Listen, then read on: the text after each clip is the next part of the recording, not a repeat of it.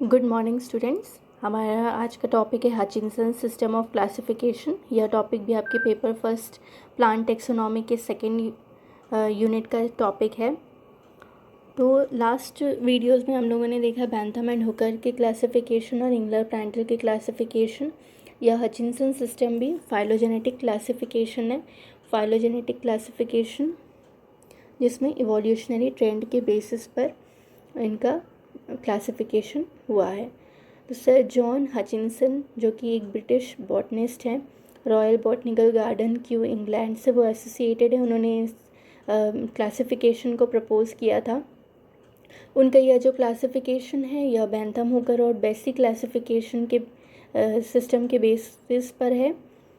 और इनका यह जो क्लासिफिकेशन है यह सबसे पहले इन्होंने अपनी बुक में पब्लिश किया था, तो वो 2 वॉल्यूम्स में आई थी, फैमिलीज़ ऑफ फ्लावरिंग प्लांट्स में। इनका जो फर्स्ट जो बुक इन्होंने पब्लिश किया है फैमिलीज़ ऑफ फ्लावरिंग प्लांट्स, इनके 2 वॉल्यूम्स हैं। तो फर्स्ट वॉल्यूम्स में इन्होंने पूरे डाइकोटिलेडन्स को पब्लिश किया है जो कि 1926 में पब्लिश हुई थी, और सेकंड वॉल्यूम में इन्होंने मोनोकोटिलेडन्स के बारे में डील किया है जो 1934 में पब्लिश हुई थी। जो इनका जो फाइनल रिवीजन था जिनकी बुक का, उनकी डेथ के जस्ट पहले ही हुई थी, इन्होंने कंप्लीट किया था जस्ट अपनी डेथ के पहले ही, वो था 2 सितंबर 1972 को। और इनका जो फाइनल एडिशन जो था वो पब्लिश हुआ था 1973 में। तो यह हचिंसन क्लासिफिकेशन की कुछ हिस्ट्री है। अगर हम हचिंसन क्लासिफिकेशन के कुछ प्रिंसिपल्स की अगर हम बात करें तो हचिंसन जो सर हैं उन्होंने 24 प्रिंसिपल्स दिया था अपने इस क्लासिफिकेशन को जब प्रपोज़ किया था तब।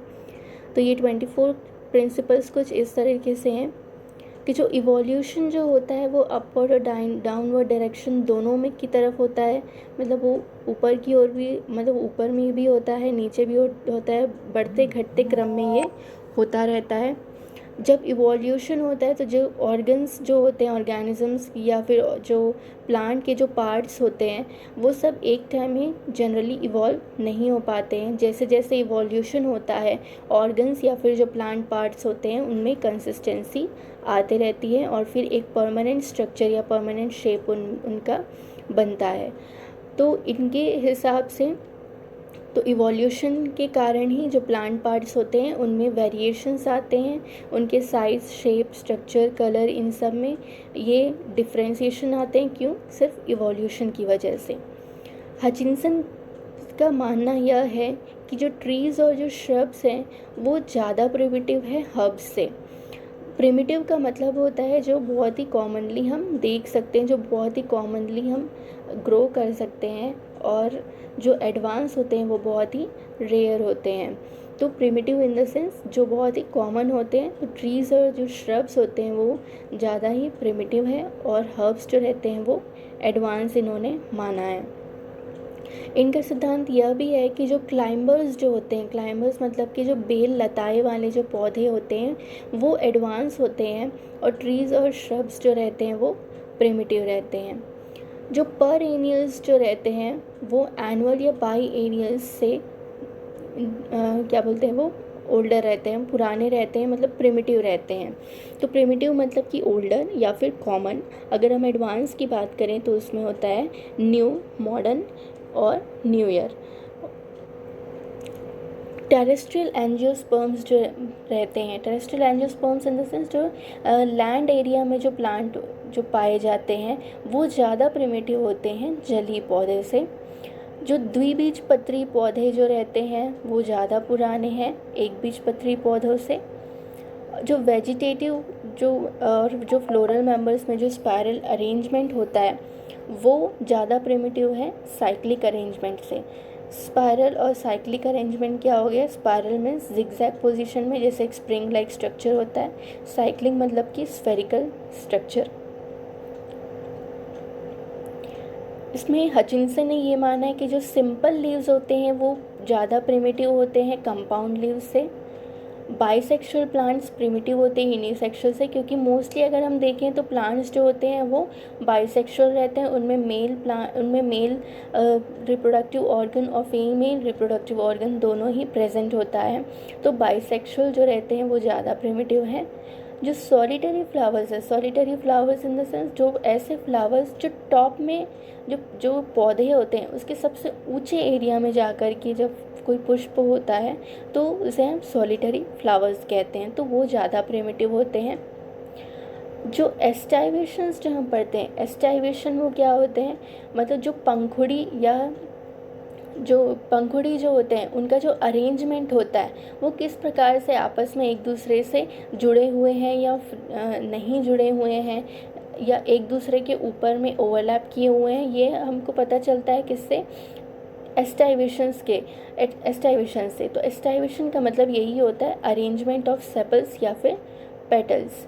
तो जो इम्ब्रिकेट एस्टाइवेशन है वो वेलवेट एस्टाइवेशन से उभरा हुआ है, ऐसा हचिंसन का मानना है। पॉलीमेरस फ्लावर्स ज़्यादा प्रिमिटिव है ओलिगोमेरस फ्लावर्स से। पॉलीमेरस यानी कि जिसमें बहुत सारे पंखुड़ी पाए जाते हैं। पॉलीपेटलस फ्लावर्स ज़्यादा प्रिमिटिव होते हैं गैमोपेटलस फ्लावर्स से। और ऐसे फ्लावर्स जिसमें पंखुड़ी होती हैं वो ज़्यादा पुराने या ज़्यादा प्रिमिटिव माने जाते हैं ऐसे फ्लावर्स से जो एपेटलस फ्लावर्स रहते हैं। एपेटलस मतलब कि जिनमें पेटल्स एब्सेंट होता है। एक्टिनोमॉर्फिक फ्लावर को हचिंसन ने ज़्यादा प्रिमिटिव माना है ज़ाइगोमॉर्फिक फ्लावर से। एक्टिनोमॉर्फिक मतलब होता है आप किसी भी प्लेन से कहीं से भी आप किसी फ्लावर को डिवाइड करो वो 2 इक्वल पार्ट्स में वो डिवाइड होते हैं। ज़ाइगोमॉर्फिक में आप कहीं से भी आप किसी भी प्लेन से आप डिवाइड करो तो वो 2 अनइक्वल पार्ट्स में ही वो डिवाइड होते हैं। हाइपोगाइनी ज़्यादा प्रिमिटिव है पेरीगाइनी या एपीगाइनी से। हाइपोगाइनी जिसमें ओवरी सुपीरियर रहती है। सबसे ईजीएस्ट अगर हम देखें कि सुपीरियर किसे कहा जाता है तो ऐसे पुष्प जिनके कैलिक्स और करोला ओवरी के नीचे से फॉर्म करते हैं तो उसे हम हाइपोगाइनस कहते हैं। और ऐसे फ्लावर या ऐसे कैलिक्स और करोला जिनके फॉर्मेशन ओवरी के ऊपर से होता है उसे हम एपिगाइनी कहते हैं। ओवरी के बीच से अगर कैलिक्स और करोला का फॉर्मेशन होता है तो हम उसे पेरीगाइनस कहते हैं। एपोकार्पस पिस्टिल ज़्यादा प्रिमिटिव होते हैं सिंकार्पस से। एपोकार्पस मतलब फ्री, सिंकार्पस मतलब जुड़े हुए। पॉलीकार्पी ज़्यादा प्रिमिटिव है देन फ्यूकार्पस इन गायनेशियम। गायनेशियम में भी 1 कार्पल 2 कार्पल 3 कार्पल हमको देखने को मिलते हैं। तो जब इसमें 5 से अधिक कार्पल होते हैं वो ज़्यादा प्रिमिटिव माना गया है हचिंसन के द्वारा। जिस फ्लावर में स्टेमन्स ज़्यादा होते हैं वो अधिक पुराने होते हैं। जिस फ्लावर में एंथर्स सेपरेट रहते हैं आपस में जुड़े हुए नहीं रहते हैं वो प्रिमिटिव माने गए हैं। एंडोस्पर्मिक सीड को इसमें प्रिमिटिव माना गया है। Single fruit rather than aggregate fruits मतलब कि जो जैसे फ्रूट्स जो बंच में पाए जाते हैं जैसे अंगूर हो गए या केला हो गया, तो ऐसे फ्रूट्स को इसमें एडवांस माना गया है और जो सिंगल फ्रूट्स हैं इनको प्रिमिटिव माना गया है। तो ये थे कुछ 24 प्रिंसिपल्स हचिंसन के द्वारा। अगर हम इस क्लासिफिकेशन का आउटलाइन डायग्राम देखें तो यह है इस क्लासिफिकेशन का डायग्राम। इसमें हचिंसन ने प्लांट किंगडम को 2 भागों में बांटा है, एंजियोस्पर्मी और जिम्नोस्पर्मी। तो एंजियोस्पर्मी में 2 सब डिविजन्स हैं, डाइकोटिलेडन्स और मोनोकोटिलेडन्स। 2 डाइकॉट्स जो है वो फिर से 2 क्लास में बटे हुए हैं, लिग्नोसी फैमिली और हार्बेसी फैमिली। मोनोकोटिलेडन्स में 3 क्लासेस हैं, कैलिसिफेरी, करोलीफेरी और ग्लूमीफ्लेरी। तो ये एक और डायग्राम है, आप इसमें अच्छे से देख सकते हैं। फ्लावरिंग प्लांट्स मतलब सीड प्लांट्स, जिम्नोस्पर्म और एंजियोस्पर्म में 2 फाइलम में ये बटे हुए हैं। एंजियोस्पर्म को फर्दर 2 सब फाइलम में बांटा गया है, डाइकॉट्स और मोनोकॉट्स। तो डाइकॉट्स में आप देख सकते हैं पहला डिवीजन है लिग्नोसी, दूसरा है हर्बासी। तो लिग्नोसी फैमिली में 248 फैमिलीज़ को इंक्लूड किया गया है और हर्बेसी फैमिली में 96 फैमिलीज़ को इंक्लूड किया गया है। लिग्नोसी यानी आर्बोरियल होता है, मतलब कि वुडी प्लांट्स, जो कठोर जो होते हैं वो प्लांट्स को इसमें ऐड किया गया है। हर्बेसी मतलब जो हर्बेशियस जो रहते हैं, जो वुडी जिसमें नहीं होता है, ऐसे फैमिलीज़ को या ऐसे प्लांट्स को इसमें ऐड किया गया है। मोनोकॉट्स की अगर हम बात करें तो इसमें भी 3 डिविजन्स में बटे हुए हैं। कैलिसिफ्लोरी जिसकी 29 फैमिलीज़ हैं, इसमें कैलिक्स प्रेजेंट होता है। करोलीफ्लोरी इसमें 34 फैमिलीज़ को इंक्लूड किया गया है। इसमें पेटलॉइड पेरियंथ होते हैं। पेरियंथ मतलब कि मैंने आपको बताया कि सेपल्स और पेटल्स जब अगर एब्सेंट होते हैं या पेटल्स हैं या सेपल्स हम आपस में अनुमान नहीं लगा पाते हैं, तब हम उस यूनिट को पेरियांथ बोलते हैं।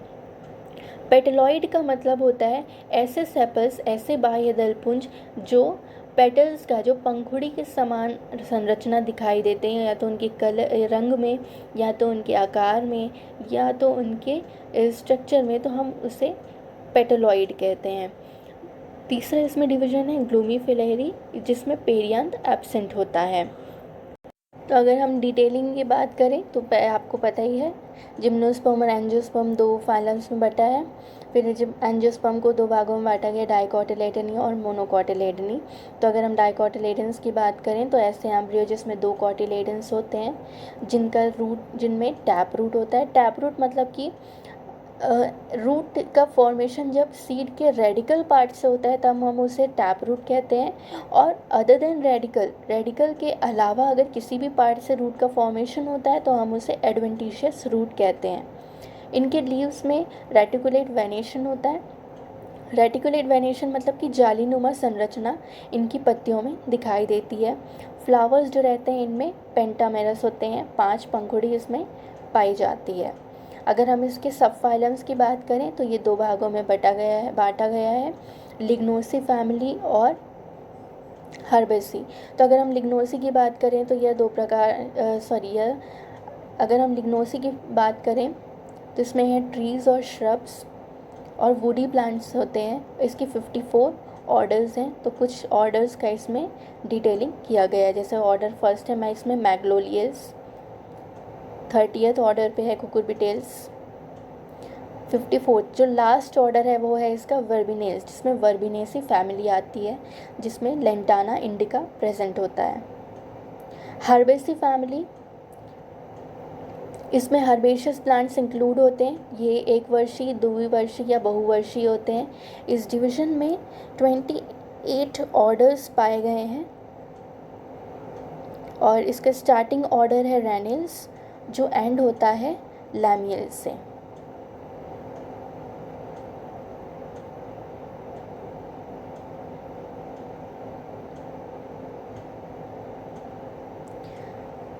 फिर हम बात करते हैं सब फाइलम की। तो मोनोकोटिलेडन्स ऐसे एम्ब्रियो जिसमें एक कोटिलेडन्स होता है, जिसमें एडवेंटिशियस रूट पाए जाते हैं। एडवेंटिशियस रूट मैंने बताया सीड के रेडिकल पार्ट के अलावा अगर कहीं से भी रूट का फॉर्मेशन होता है तो हम उसे एडवेंटिशियस रूट सिस्टम कहते हैं। इसमें पैरेलल वेनेशन आता है। पैरेलल वेनेशन मतलब कि जालीनुमा संरचना की जगह हमें एक सिंगल लाइन हमें दिखती है पत्तियों में। इसके जो फ्लावर्स रहते हैं वो ट्राइमेरस रहते हैं, 3 पंखुड़ी इनमें रहती है। अगर हम इसके डिविजन्स की बात करें तो 3 डिविजन्स है। पहला है कैलिसिफ्लोरी, इसमें डिस्टिंक्ट कैलिक्स और करोला प्रेजेंट रहते हैं। इसमें 12 ऑर्डर्स हैं। 12 ऑर्डर्स में सबसे पहला है ब्यूटामेल्स और एंड होता है जिंजीबरेल्स फैमिली से। जिंजीबरेसी फैमिली जिसमें अदरक और हल्दी आते हैं, इंक्लूड हुए हैं। दूसरा है करोलीफेरी। करोलीफेरी में कैलिक्स और करोला दोनों ही डिस्टिंक्ट कलर में होते हैं, इसलिए हम इसमें आपस में अनुमान नहीं लगा पाते कि ये सेपल है या पेटल्स है। इसमें 14 ऑर्डर्स हैं, जो कि सबसे पहला ऑर्डर है लिलियल्स और एंड होता है ऑर्किडेल्स से।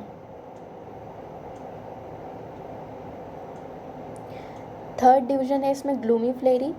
इसमें पेरियांथ जो रहते हैं वो एब्सेंट रहते हैं, ना ही सेपल प्रेजेंट रहेगा, ना ही इसमें पेटल प्रेजेंट रहता है। इसके भी 3 ऑर्डर्स हैं और 6 फैमिलीज इसमें इंक्लूड हुई हैं।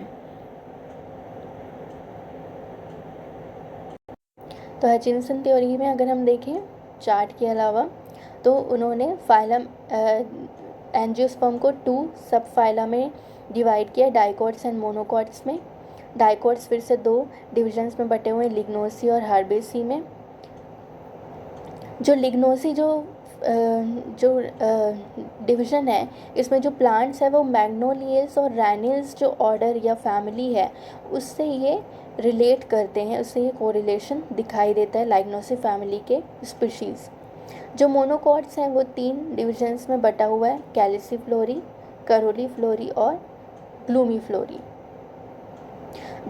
जो लिग्नोसी जो फैमिली है वो फर्दर 54 ऑर्डर्स में बांटा हो गया है, जिसमें मैग्नोलियस बिगिनिंग में है और एंडिंग में वर्बिनेल्स रखा गया है।